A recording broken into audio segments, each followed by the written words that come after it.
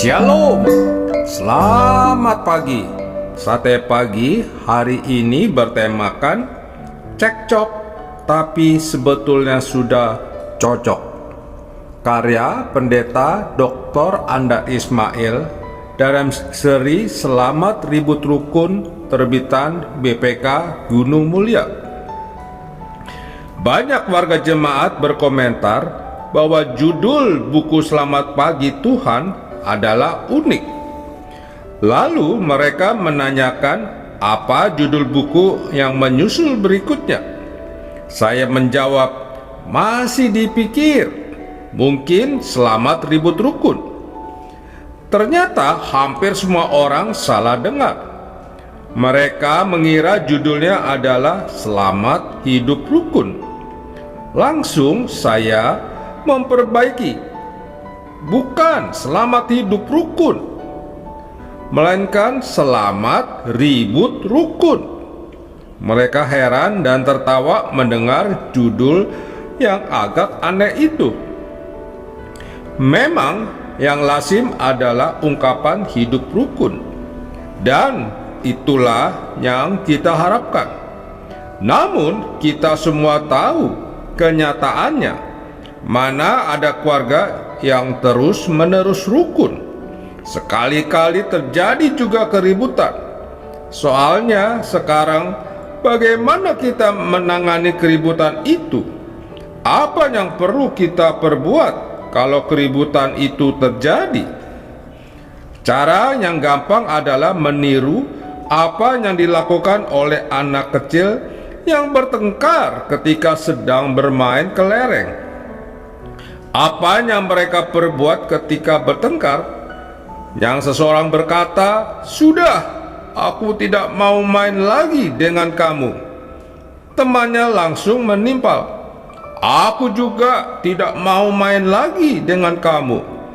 Lalu bubarlah mereka dan keributan itu pun selesai.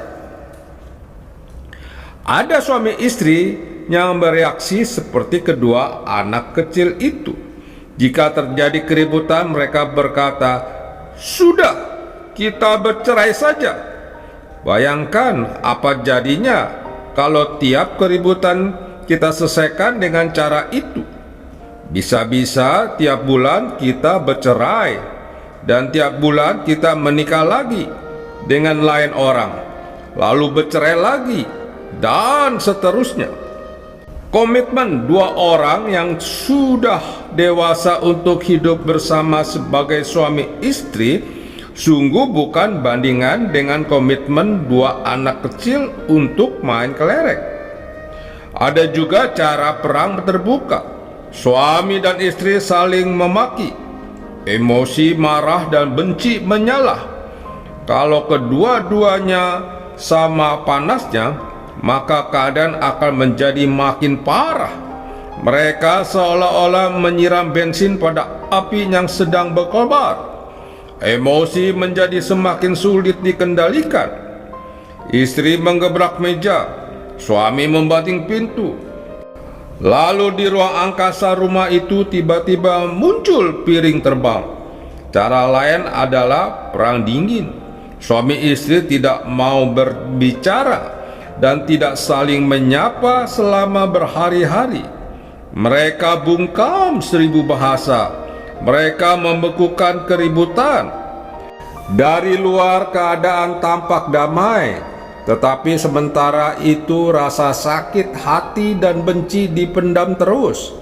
Bukan mustahil pada suatu saat keributan itu meledak lebih hebat lagi. Cara yang paling berbeda tetapi paling susah adalah membicarakan keributan itu. Untuk itu diperlukan kepala dingin dan hati terbuka. Masing-masing bergiliran mengeluarkan perasaannya dan menerangkan duduk perkara persoalannya. Lalu masing-masing berusaha mendengarkan dan memahami persoalan dari sudut pandang pihak yang lain. Masing-masing menempatkan diri pada kedudukan dan perasaan pihak yang lain. Arah percakapan bukan untuk menentukan siapa yang salah, sebab biasanya kedua-duanya ada salahnya dan kedua-duanya ada benarnya. Dalam pembicaraan ini tidak ada pihak yang menang atau yang kalah. Sebuah petunjuk di Yakobus pasal 1 ayat 19 ayat 20 dapat menjadi pegangan cara bersikap dalam pembicaraan ini. Setiap orang hendaklah cepat untuk mendengar, tetapi lambat untuk berkata-kata, dan juga lambat untuk marah, sebab amarah manusia tidak mengerjakan kebenaran di hadapan Allah. Ribut dan marah adalah lumrah. Tuhan Yesus pun pernah marah. Yang terpenting bukan bagaimana menghindarkan rasa marah, melainkan bagaimana mengatasinya. Pengarang Efesus memberi petunjuk yang sangat praktis. Apabila kamu menjadi marah, janganlah kamu berbuat dosa. Janganlah matahari terbenam sebelum padam amarahmu, dan janganlah beri kesempatan kepada iblis. Maksudnya jelas, janganlah kita membiarkan diri dikuasai emosi marah secara berkepanjangan.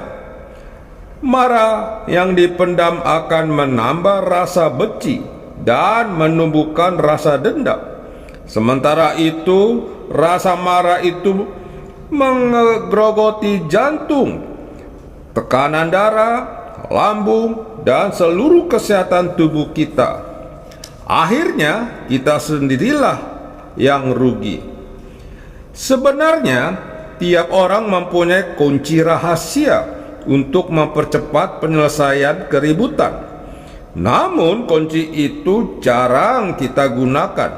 Kunci itu terdiri dari 3 perkataan. Saya minta maaf. 3 perkataan singkat itu bisa langsung meredakan suasana. Yang perlu adalah kesediaan salah satu pihak untuk mengambil prakarsa mengucapkan 3 perkataan itu.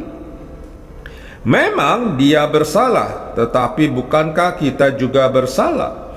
Kalau begitu, mengapa lidah kita begitu berat untuk mengucapkan 3 perkataan itu? Apa ruginya kalau kita yang terlebih dulu meminta maaf? Apa itu ruginya minta maaf? Tiap anggota keluarga harus bisa minta maaf. Bahkan orang tua pun harus bisa memaafkan kepada anak jika orang tua hilaf dan bersalah. Saling memaafkan dicatat sebagai kesimpulan ciri hidup manusia baru dalam Efesus pasal 4. Dan motivasi dari perlunya kita bisa memaafkan adalah sebagaimana Allah di dalam Kristus telah mengampuni kamu. Kita perlu belajar melupakan kesalahan orang lain, karena Tuhan sendiri pun mau melupakan kesalahan kita. Di Ibrani pasal 10 ayat 17 ditulis, dan aku tidak lagi mengingat dosa-dosa dan kesalahan mereka. Kesediaan suami istri untuk membicarakan keributan dan kesediaan mereka untuk saling mendengarkan serta memahami dan kemudian saling memaafkan akan membawa dampak besar bagi keutuhan rumah tangga. Mereka akan lebih mengerti satu sama lain. Mereka akan menjadi lebih dekat terhadap satu sama lain. Sebab itu sebenarnya ribut bukan sesuatu yang buruk. Ribut adalah bagian yang integral dalam kehidupan berkeluarga. Ribut sama sekali bukan berarti bahwa pernikahan kita gagal. Ribut itu sendiri bukan tanda buruk. Yang buruk adalah kalau keributan itu dibiarkan berlarut-larut, sehingga akibatnya rasa sakit hati dan benci semakin membengkak dan merusak keutuhan rumah tangga. Kerukunan rumah tangga bukan sesuatu yang terjadi dengan sendirinya. Kerukunan itu harus diusahakan, dan ini adalah tanggung jawab segala pihak. Berkat Tuhan atas keutuhan keluarga bukan turun begitu saja dari langit, melainkan datang melalui diri kita masing-masing, yaitu melalui itikat baik kita untuk menyelesaikan keributan yang terjadi dari hari ke hari. Sekali-kali cekcok adalah wajar. Yang penting cekcok itu cepat diselesaikan. Sesudah itu kita akan merasakan lagi bahwa sebetulnya kita saling mencintai. Memang kita cekcok, tetapi sebetulnya kita sudah cocok, bukan?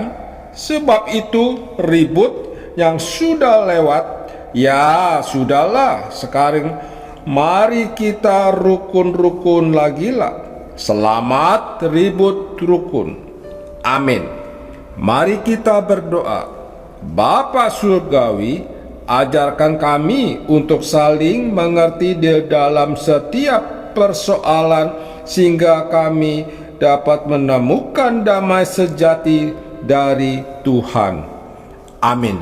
Yesus sayang padaku, Alkitab mengajarku, walau ku kecil lemah.